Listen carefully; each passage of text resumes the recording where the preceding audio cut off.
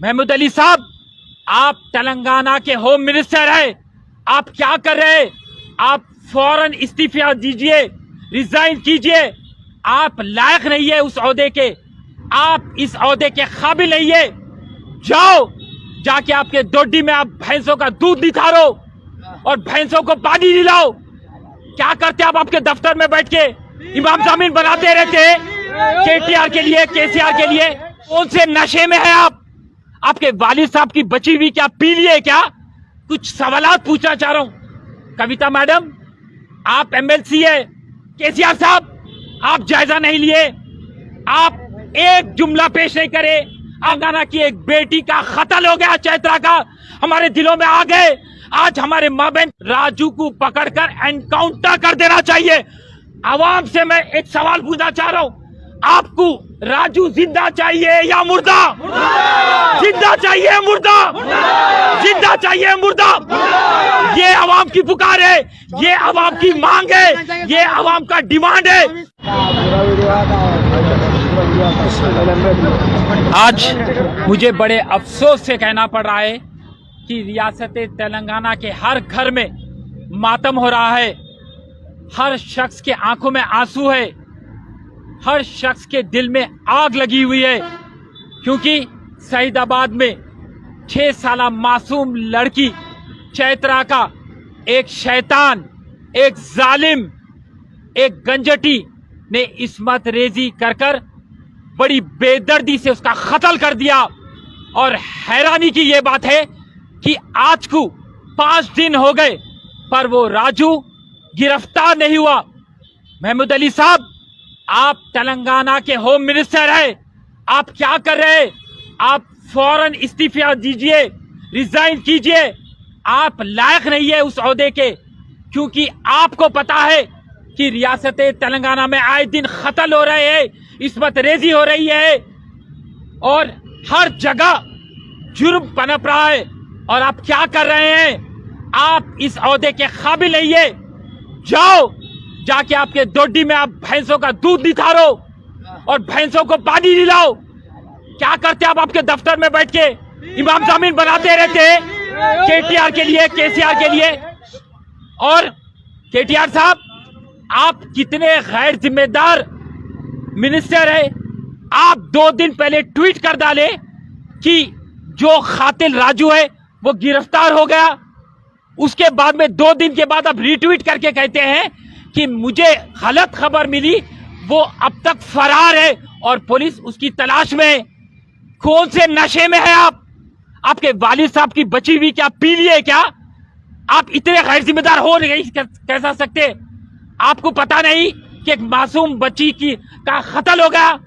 आप तहकीकात बराबर करे नहीं। आप ना कमिश्नर को कॉल करे, ना आप डीजीपी को कॉल करे और ऐसे आप ट्वीट दे डाले। और कविता मैडम से मैं कुछ सवालात पूछना चाह रहा हूं। कविता मैडम, आप एमएलसी है, आप केसीआर के साहिबजादी है। क्या आपका फर्ज नहीं है? आप एक माँ भी है, क्या आपका फर्ज नहीं है कि चैत्रा के वालिदैन के पास आके पुरसा देना, उनके गम में शामिल होना? मगर आप 16 सिंगार करके सिर्फ ईदों में नजर आते, इनॉग्रेशनों में नजर आते, रिबन कट करते हुए नजर आते, दावतों में नजर आते, पर आप वो मासूम बच्ची के वालिदैन से मिलने नहीं गए। क्या आपके पास ममता नहीं है? क्या आपका जमीर मर चुका? क्या आपका दिल मुर्दा दिल है? अरे हमारी कांग्रेस पार्टी जमात के एमएलए सीतक का वहां जाकर मिले, सुनीता राव मैडम जाकर मिले। क्या आपका फर्ज नहीं बनता? अरे टीआरएस के एक कायदीन भी ये चीज का जायजा नहीं ले रहे और वो कातिल आराम से फिर रहा है। मैं तेलंगाना पुलिस से एक सवाल पूछना चाह रहा हूँ।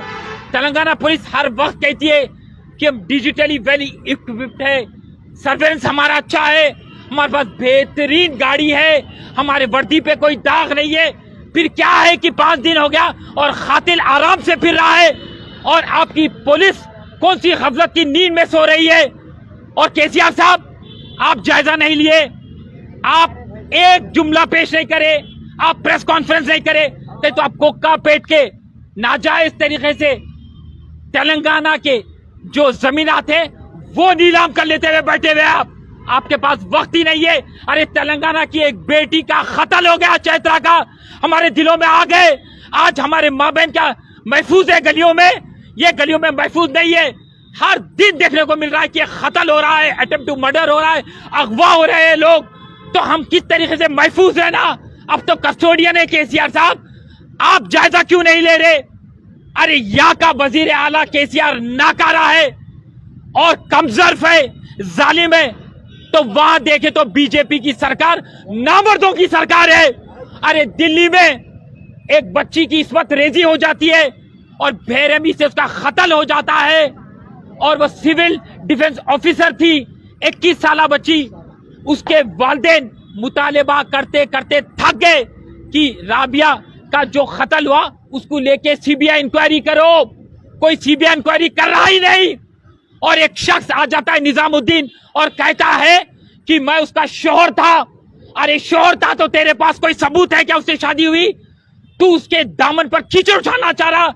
अरे मरूम की रूह को तू तकलीफ दे रहा है, और पुलिस उस निजामुद्दीन का साथ देते हुए कहती है कि हाँ यही है वो कातिल, यही वो कातिल है जिसने राबिया सैफी का कत्ल किया। ये बिल्कुल झूठ है। उनके वालिदैन कहते आ रहे हैं, हुकूमत से मुतालिबा कर रहे हैं, दिल्ली पुलिस से मुतालिबा कर रहे हैं कि सीबीआई इंक्वायरी करो, क्योंकि वो जो मरूम बच्ची के मुलाजिम उसके साथ जो काम करते थे वो मुलजिम है।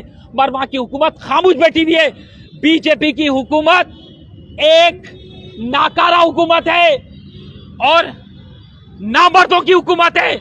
नरेंद्र मोदी एक नामर्द है तो छोटा नामर्द ये केसीआर है। केसीआर, मैं आगाह कर रहा हूं तेरे को, फौरन तेरी पुलिस को तैनात कर, गलियों में फिरा, अजलाओं में भेज, हर जगह भेज, और वो गंजटी शराबी कातिल राजू को तू पकड़ के नहीं लाना। तेरी पुलिस लाना है तो उसकी लाश को लेके आने का है। हमें वो मुर्दा चाहिए, जिंदा नहीं। उसका एनकाउंटर कर देना चाहिए।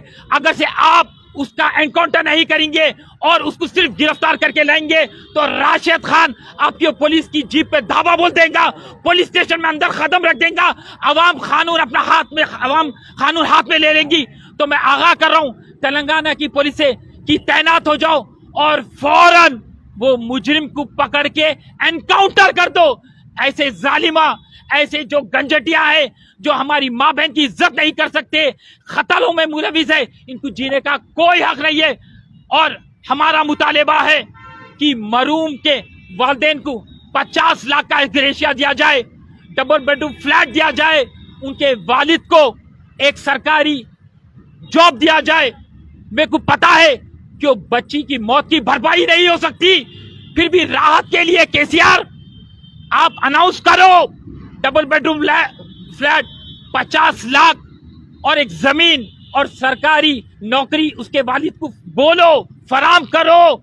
हम मुतालिबा कर रहे हैं और जल्द से जल्द हमारा फिर मुतालिबा है कि जितने भी टीआरएस के कायदीन जाके मिलो, चैत्रा के वालिदैन के दुख में अपना एक कदम बढ़ाओ। वहां आंखों में आंसू है, उनके घर में मातम चल रहा है और एक भी टीआरएस का कायदीन वहां पर नहीं जा रहा। इसका मतलब हम क्या समझना कि टीआरएस की हुकूमत हम गरीबों की हुकूमत नहीं है, हमारी माँ बहनों की हुकूमत नहीं है, नौजवानों की हुकूमत नहीं है। अरे ये रियासत में जुर्म पनाह ले रहा है, जुर्म आज आसमान को छू रहा है। तो हमारा मुतालिबा है कि जल्द से जल्द राजू को पकड़कर एनकाउंटर कर देना चाहिए। आवाम से मैं एक सवाल पूछना चाह रहा हूं, आपको राजू जिंदा चाहिए या मुर्दा? जिंदा चाहिए मुर्दा? जिंदा चाहिए मुर्दा? ये आवाम की पुकार है, ये आवाम की मांग है, ये आवाम का डिमांड है। तो फौरन एनकाउंटर कर देना चाहिए। खुदाफिज। 99 स्टोर्स के जरिए हैदराबाद और दीगर शहरों में धूम मचाने के बाद इजी एक्सप्रेस ने घर बैठे शॉपिंग करने के ख्वाहिशमंद अपने कस्टमर्स के लिए लॉन्च की है अपनी वेबसाइट, जिसका नाम है wholesale99.in। इस वेबसाइट पर 1000 से ज़्यादा वैरायटीज़ के प्रोडक्ट्स मौजूद है। ऑनलाइन शॉपिंग के ख्वाहिशमंद अफराद wholesale99.in पर जाकर अपना ऑर्डर बुक कर सकते हैं और 100 रुपये डिलीवरी चार्ज पर आपका बुक किया आइटम आपके घर तक पहुंच जाएगा। प्रोडक्ट्स की डिलीवरी ऑल ओवर इंडिया मौजूद है। इस चीज़ के साथ साथ रिटर्न पॉलिसी भी मौजूद है। जिसके तहत प्रोडक्ट पसंद न आने पर आप इजी एक्सप्रेस 99 के प्रोडक्ट्स वापस भी कर सकते हैं। जो आइटम्स दीगर वेबसाइट्स पर महंगे बिकते हैं वो इजी एक्सप्रेस 99 स्टोर की वेबसाइट पर सस्ते मिलते हैं। यकीन न आए तो आप wholesale99.in के प्रोडक्ट्स के दामों को दूसरे वेबसाइट के प्रोडक्ट्स के दामों से टैली कर भी खरीद सकते हैं। ये तो थी बात ऑनलाइन शॉपिंग करने वालों की। अब बात करते हैं कारोबार करने वालों की।